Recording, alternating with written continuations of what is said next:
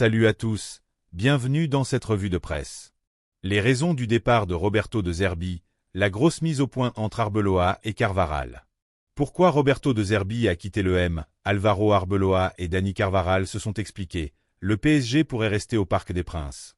Retrouvez dans votre revue de presse foot, Mercato les dernières informations de la presse sportive européenne.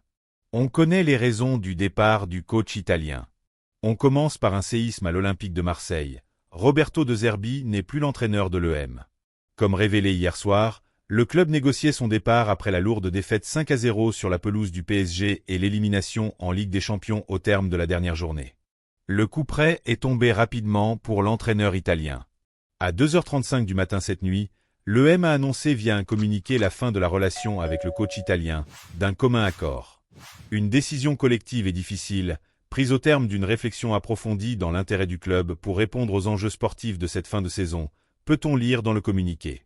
Ce matin, l'heure est aux réactions, notamment dans la Provence qui explique les raisons du départ de l'Italien.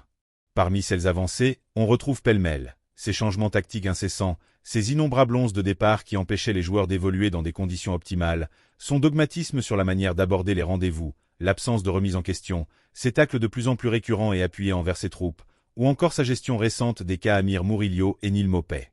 La grande explication entre Arbeloa et Carvaral. Dans la presse madrilène à présent, Arbeloa et Carvaral font la une de Marca.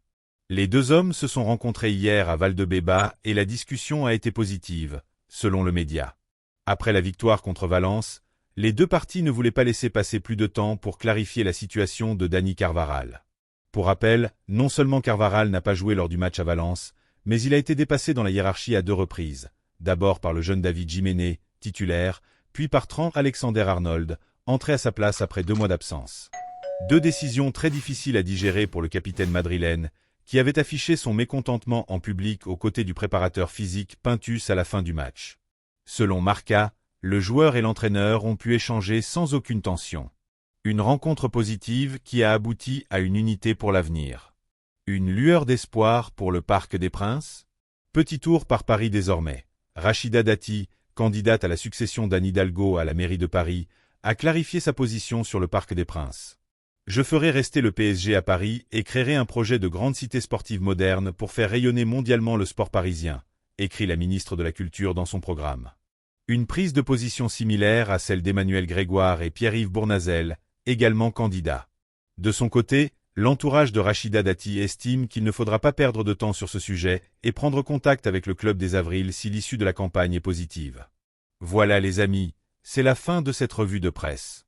Merci d'avoir regardé.